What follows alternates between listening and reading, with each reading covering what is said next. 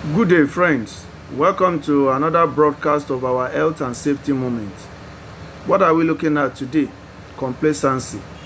Complacency is self-satisfaction, especially when accompanied with unawareness of actual deficiency or dangers. When workers are now in autopilot mode, they stop paying attention.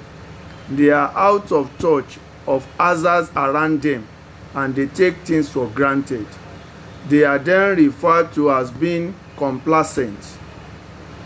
Complacency is one of the problematic causes of accidents, injuries, and incidences in the workplace. And by this, it is a killer of excellence, because you already have a standard of doing things, but gradually workers, people, system, they begin to be comfortable with those things not in place, with hazards around them. They are not aware and they are obviously not prepared to do anything about them. It is a mindset and it is formed over a long period of time, and it becomes a culture in that particular workplace or environment. So the focus is not only to identify what is complacency, but also to be able to see how we can deal with this quagmire in the workplace. First and foremost, how do you fix complacency in the workplace? One, you need to put up your values all the time. As a company, as a workplace, you have your values tailored, aimed at ensuring you maintain constant excellence, quality, and safety.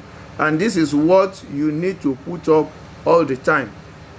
You don't have to push it under the carpet at any time. It has to be on the front burner all the time for your workforce to know that these are your values, these are things you stand for, so that they don't get carried away with doing the wrong thing over time. Secondly, you need to mix up the routine. When work becomes repetitive, people tend to become complacent.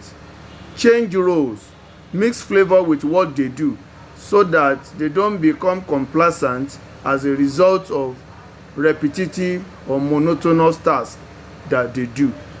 Thirdly, we said this in our last broadcast: reward and positive reinforcement. When you reward good deeds, behavior, so that it can be repeated, it's a way of dealing with complacency, so that people, workers around you, will appreciate the fact that when you do the right thing over and over again, you are being noticed and they can be rewarded. And finally, you need to have a coaching and mentoring program in place, so that you are able to communicate in a clear, simple, and consistent manner what you want people to do per time, and how progressively you want to move the culture within your organization from one level to the other, so that people don't rest on their oars. I conclude this broadcast.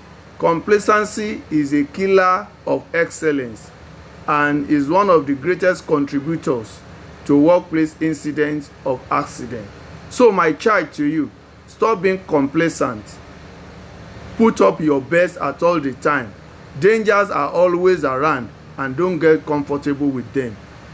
Have a great working day ahead.